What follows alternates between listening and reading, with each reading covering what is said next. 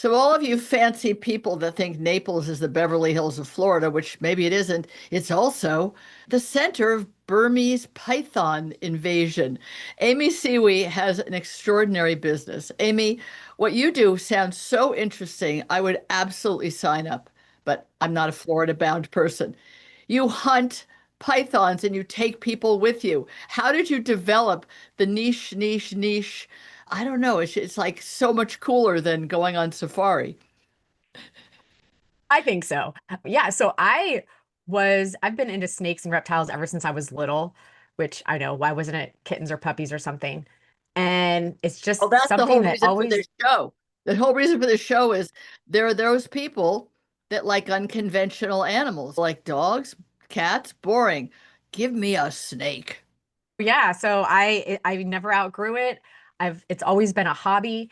And I was a real estate broker for 13 years before I moved down here.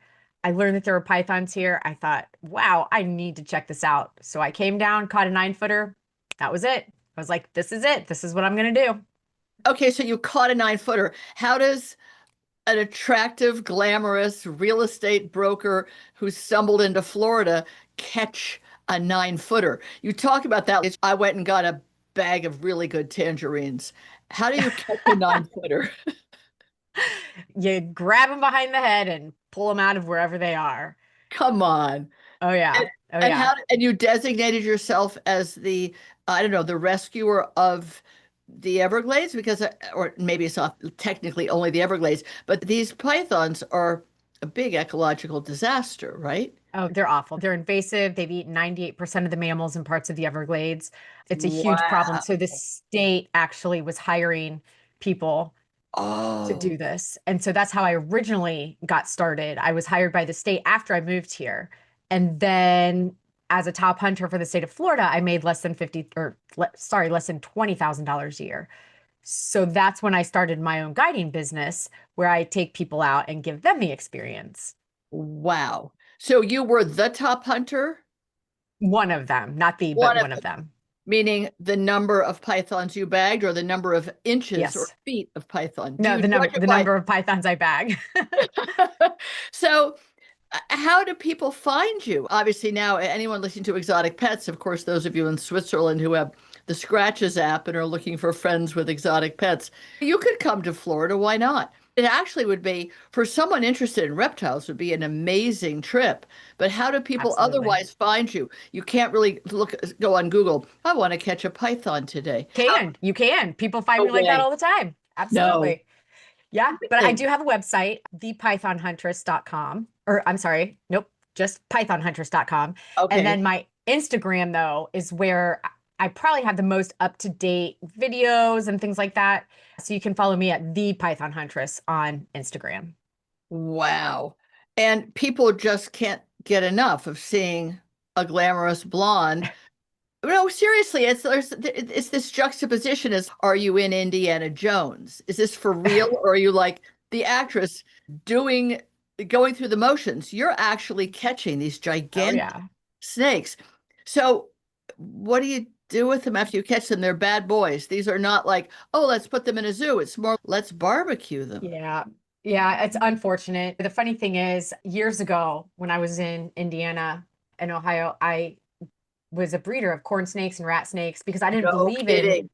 yeah, I didn't believe in selling these cute little 2 foot Burmese pythons that get to be 20 feet. Now, if you let them go in the Midwest, there's probably going to be a couple pets missing over the summer, but they can't survive. Right. But I never in 10 million years would have thought that 20 years later I'd be down in Florida because of the pet industry and because these pythons are out of control. So this is really interesting. You were actually in the pet industry. You were a snake breeder. That's a I whole nother was. conversation. We'll have to have you back in another conversation about snake breeding. What makes a good snake breeder? What are good snake breeding practices? What should people Well, look now for? keep in mind this was years and years ago. Doesn't So matter. A I've snake is a snake. so it Yeah, is, it's but really to educate people about how to find a good breeder is what I mean. But in your yeah. case, it's the opposite. How to find a bad python and have an adventure while doing it.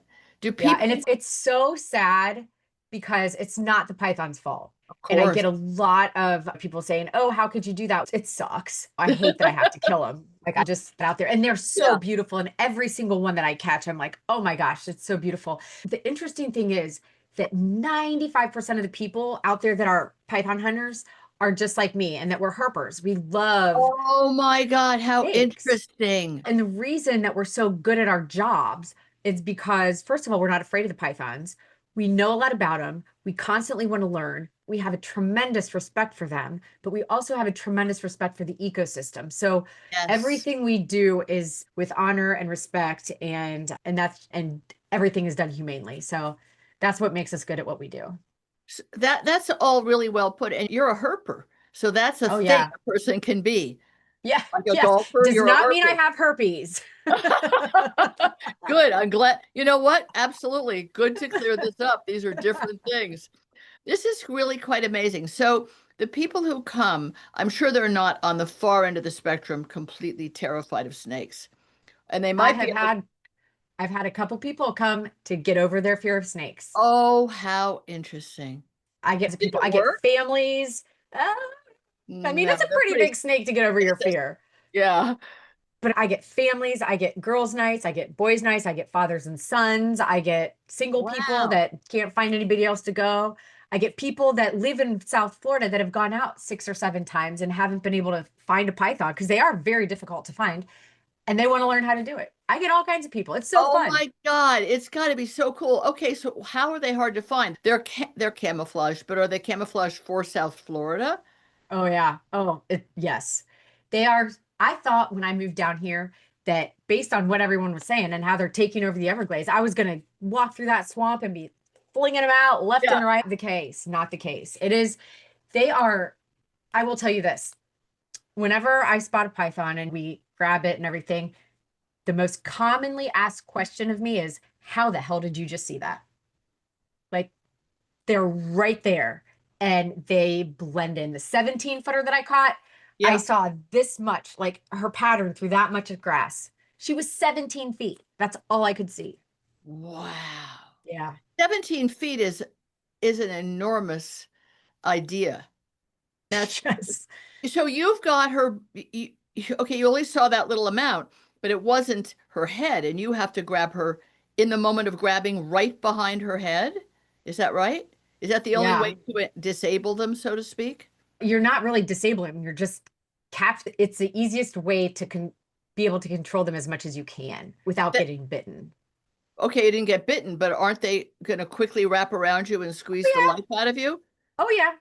Well, the news is the Burmese pythons, we are not on the menu, right? So Oh, they want to get away from us. When they strike, obviously they're not venomous, but it's a punch. They don't grab to wrap us or anything. They want to get away from us. So that's where the fight is. Now, if I grab a python by the tail, of course it's going to come around and try to bite me. So that's why I always want to get it up at the head. but when you get it up at the head, does the rest of the body not try to Oh, it encircle definitely you? does. So what I do, and taking the 17-footer out of it, because that was a different That's scenario. outrageous. Yeah. But like the normal python, 6 to 10 feet, basically. When I grab them behind the head, then I'll grab them maybe 2/3 of the way down the body. Because if you think about it, when a python grabs when it grabs its prey, it bites and wraps with the first third of its body, right?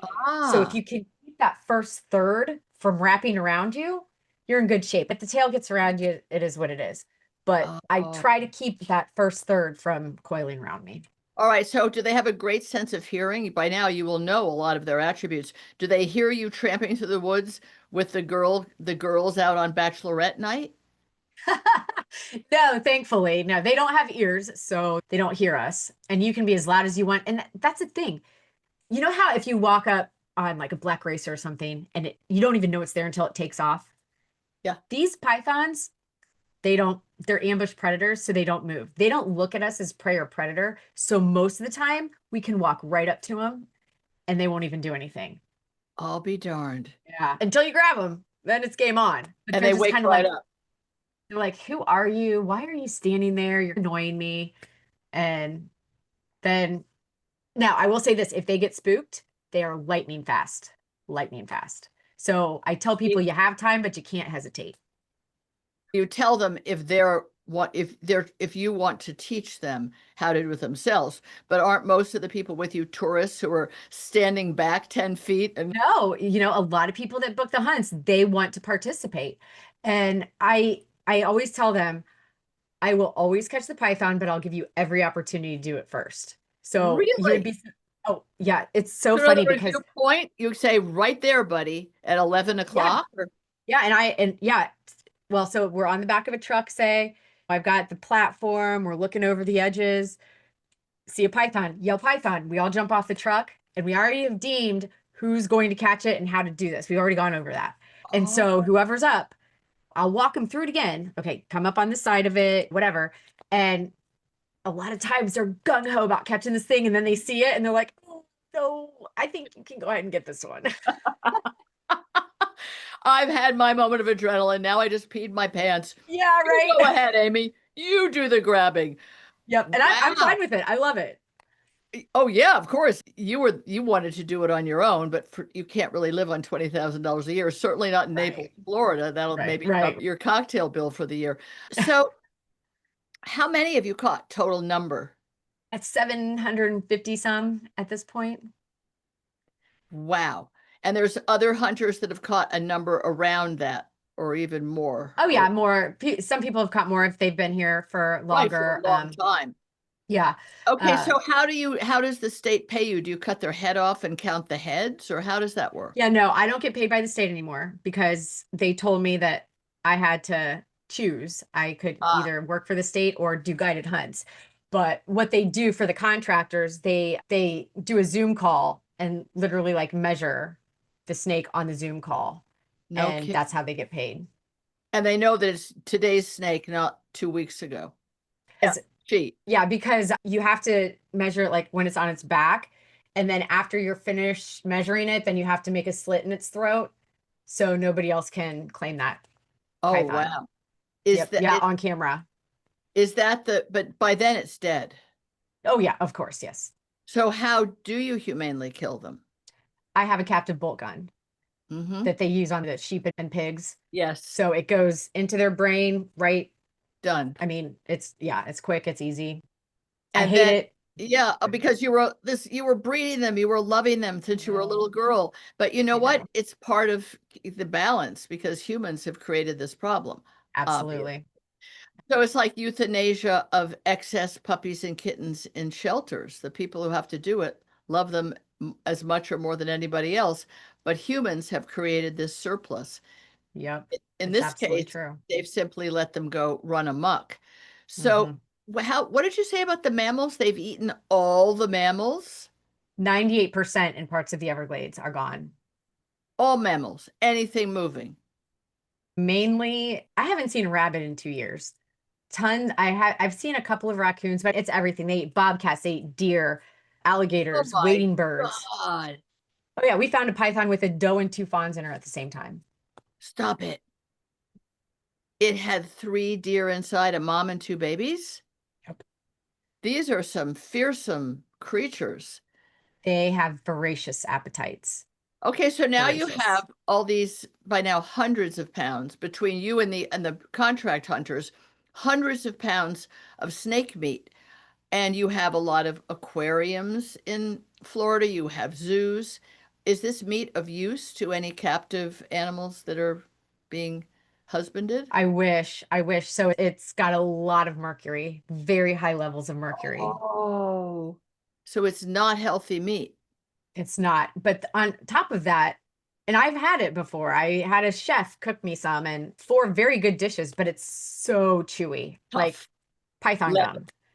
Yeah. And if you like try to pressure cook it down, it turns to slime. We tried to use it as shark bait. Sharks didn't want it. We tried to put it in the crab pots, turned to slime. Crabs didn't want it. No kidding. Yeah. Nobody Yeah. wanted it. Isn't that interesting? And I think it's What because they're not native to here. So other animals aren't used to seeing it as a food source or anything like that.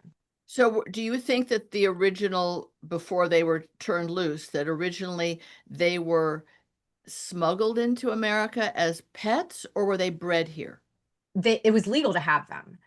And so what happened was in 92, Hurricane Andrew came through and demolished a breeding facility that was legally breeding them for pets and sent Oh. 900 pythons to the same general vicinity of the Everglades. So that was the genesis. It wasn't people flushing their python down the toilet. That people definitely let their pets go. And that definitely had an impact, but it wasn't the reason that we have this issue that we have right now. Wow. And so that breeding facility could be sued or something. Not that it would do a bit But of they good. didn't do anything wrong, is the thing. The They were hurricane was an every act of God or whatever it's called when right it. because in Miami, because it hit Miami and the Miami Zoo was demolished. There were lions walking down the street, monkeys got Oh out, birds got my. out. Like it was Wow. horrible, horrible. Wow. What a world. So, what does it cost to go on the hunt with you? I just want people to try this. I think it's one of the most interesting nature things, although I don't think people will be horrified by the fact that they're killed after you catch them because it's painless and quick. Nobody is. Nobody Nobody is. minds And that everybody one. gets it Yeah. for sure. So So, what, it's $1,800 to go on a hunt with me. how long does it It take? between 5 and 7 hours, Wow. usually around 6. We're getting into the winter season now. So it's a tough hunt. So we actually go during the day on a boat and we jungle bust through the Wow. woods and everything, looking for the pythons that are basking and breeding. This has got to be a very cool thing to do with children of any age. It is 12 is the youngest for the winter hunts, but the night hunts in the summer, I can take as long as the parents are okay, I can take any age. This is great. How many people do you think you've taken on this adventure since you've been doing it? Oh my gosh, a few hundred anyway. I think it's fascinating. You're an amazing entrepreneur. I really take my Thank hat off you. to you. There you are, a snake lover, a prior snake breeder, a realtor, which is a very different kind of profession. Very different, although maybe in very tough communities, maybe there's a kind of a killer aspect to it. I think what you're doing is great. I must say the pictures of you and these snakes are astounding. So it's the Python Hunter on Instagram. Huntress. Huntress, like Huntress, Huntress. right. Yep. Okay, got it. You got The it. Python You got it. Huntress, and then the website is pythonhuntress.com Dot for those com. of you that think, how can I? This is a bucket list item. I'm sorry. I don't even It believe in is. bucket lists. But once you hear this, you're like, how can you know this exists and not check it out? Amy Siewe, you've done something really special here, unique and wonderful. And I hope you keep on doing good for the environment. And I'm sure that if you did eradicate all of them, which you're just talking about the breeding season, so I guess it's a never-ending supply. I'm sure you'll come up Unfortunately, with something yes. other very interesting to do. But I'm sure. congratulations on your success and Thank keep you. on keeping on. Take All care. right. Thank you Thanks so for much, sharing Tracy. your story. Bye-bye. Bye.